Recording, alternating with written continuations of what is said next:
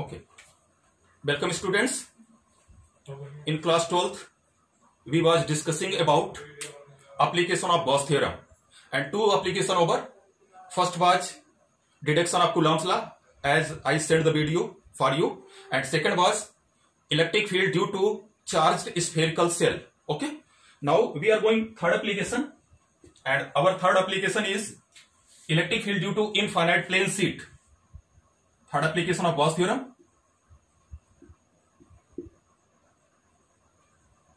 Due to plane sheet. This is very good, important application. Electric field due to infinite plane sheet. For this, let's suppose this is the infinite plane sheet. Infinite plane sheet, which is charged by plus. Okay. So let's suppose 2 points are given at our distance. Point is P1, here point is P2. So what will be the Gaussian surface? Just I learned about Gaussian surface. If Gaussian surface are as point, so its shape will be as a cylinder. So no doubt you will get cylindrical surface. That is called Gaussian surface because we are joining point P1 and P2. Let's suppose this area of Gauss is what? A. Because plane sheet is infinite, so we have to take the finite area. That could be A, or you can take the S. Both answer will be same. So first point, this is the aerial vector. Electric field away from positive, positive. Electric field away from positive. And by right hand thumb rule, this is the aerial vector n cap. So similarly here, electric field away from positive, and aerial vector is given. That aerial vector is given again n cap. So what a total flux passes through that. So according to Gauss theorem, first we have to go through Gauss theorem. What is Gauss theorem? Phi E is equal to Q upon epsilon naught. Equation number first. Okay. As like previous, we have discussed. Okay. Second, what a total flux passes through cylindrical area. We better know. Total flux for here, right side and for left side. Phi R is equal to, right side, phi R is equal to E ds cos theta. So not ds, we are taking area A, EA cos, they are in same direction, cos 0. So we will get phi R is equal to EA. Phi R is equal to EA. Similarly, for left side, phi L is again is equal to what? EA, because E and A n cap are in same direction. Okay, so total flux phi E is equal to this plus this. We will get 2EA, equation number second. Phi is equal to Q upon epsilon naught according to Gauss theorem, because our aim is by Gauss theorem. Second, phi is equal to 2EA. Now we will combine them. Left equal, so right will be equal. Our aim is electric field. 2EA is equal to Q upon epsilon naught. 2EA is equal to Q upon epsilon naught. Our aim is E. So E is equal to Q upon 2A epsilon naught. Okay. But Q upon A, keep in mind, sigma is equal to Q upon A. This is called surface charge density. Q upon A, sigma is equal to Q upon A. This is called surface charge density. Understood? So we will get E is equal to Q upon A sigma, sigma upon 2 epsilon naught and what? N cap. This is the electric field due to infinite plane sheet. Once again, this is infinite plane sheet. We assume 2 point P1 and P2. So total Gaussian surface will be in cylindrical form. Electric field away from positive. Here electric field away from positive. This is the aerial vector. This is the aerial vector. According to Gauss theorem, phi is equal to Q upon epsilon naught. Second, by total flux through cylindrical area, phi R and phi A, you better know, that is 2EA. Left equal, so right will be equal. 2A is equal to Q upon epsilon naught. So E is equal to Q upon 2A epsilon naught. But Q upon A is equal to sigma. This is called surface charge density or aerial charge density. So we will get E is equal to sigma upon 2 epsilon naught n cap.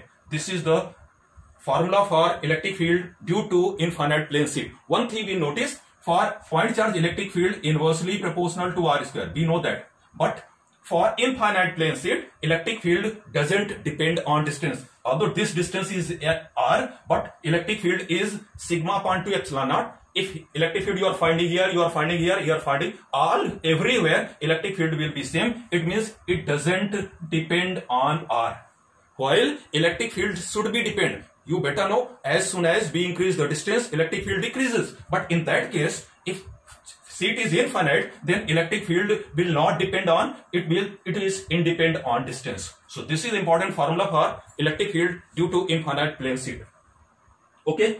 Now we will do some conceptual or some competitive question based on that topic. Let's suppose in same topic. Let's suppose you are given two seats. This is positive. Many times that question asked, and this is again positive. It have a plus sigma. It have also plus sigma.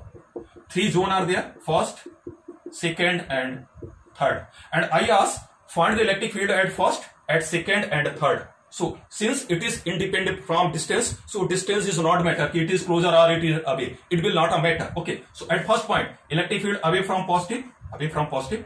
Let's suppose this is seat number 1 and this is seat number 2. So electric field away from positive, this is E1. At first point, this is also again positive. So again electric field at that point will be away from positive.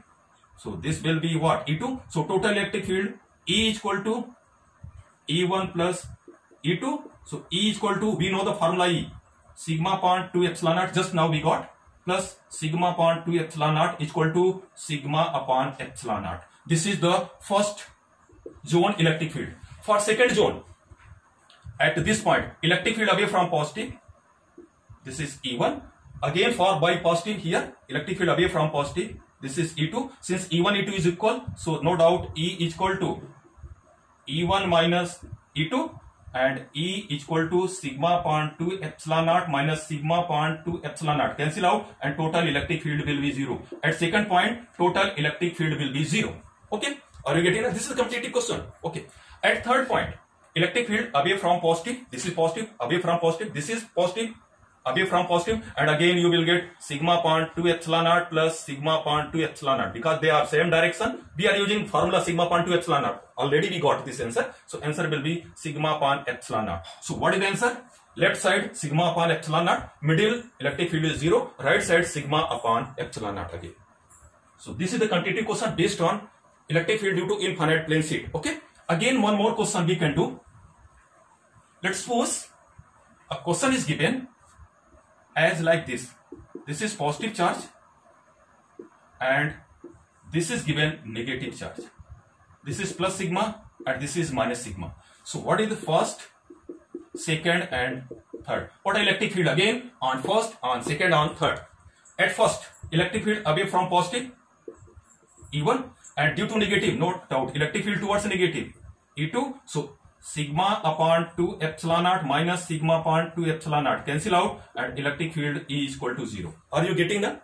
Here in that case we got sigma upon epsilon naught because their direction was same. Here direction are opposite, away from positive towards negative. So answer becomes 0. At this point, what electric field? Away from positive and towards negative. So no doubt again they have same direction. Sigma upon 2 epsilon naught plus sigma upon 2 epsilon naught. So it will be sigma upon epsilon naught. In previous question it was 0, but here we are getting sigma upon epsilon naught. Here at third point, electric field at third point plus away from positive, negative towards negative, sigma upon 2 epsilon naught minus sigma upon 2 epsilon naught cancel out and total electric field is 0. Okay. So this is the competitive question based on third application, which was electric field due to infinite plane seat. Okay. Last application and last topic for this chapter. Fourth application of Gauss theorem, and this will be last topic for this chapter. Now this chapter will over electric field and electric force. Okay. So last is electric field due to infinite long straight wire.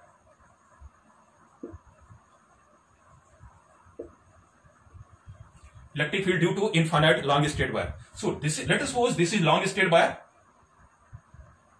Okay. So what will be the shape of Gaussian surface?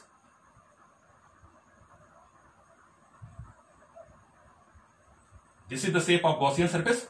Let's suppose it is charged by plus q and linear charge density is called lambda. Lambda is the linear charge density. Electric field away from positive. This is the direction of electric field. this distance is what? R. Okay. Now, according to Gauss right hand thumb rule, this is the direction of n cap.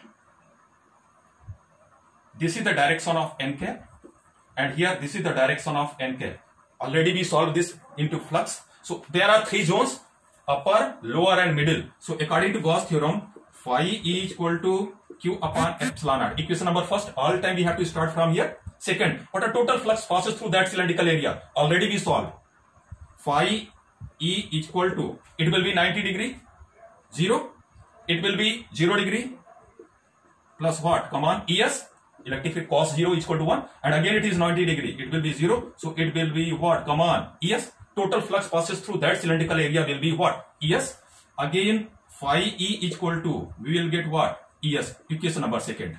All time we are getting equation first and equation second. Okay, let is equal, so that will be equal. ES is equal to Q upon epsilon naught. E into S. Radius is R. Let's suppose this length is L. So what will be the total area of cylinder? E into 2 pi R L. This is the area of cylinder. Is equal to Q upon epsilon naught. Our aim is E. So what is E? E is equal to Q upon 2 pi R L into epsilon naught.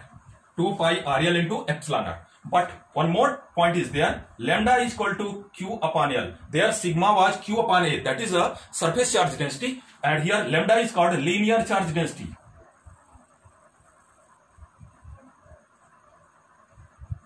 Lambda is linear charge density. So it goes to lambda. Q upon L goes to lambda. So electric field E is equal to 1 upon 2 pi epsilon naught. 2 pi epsilon naught. And here Q upon will become lambda upon R. This is a very important topic.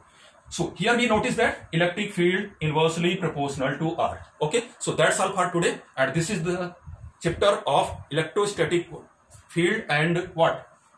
Field and force. So here we notice for pointy charge we got E inversely proportional to R square.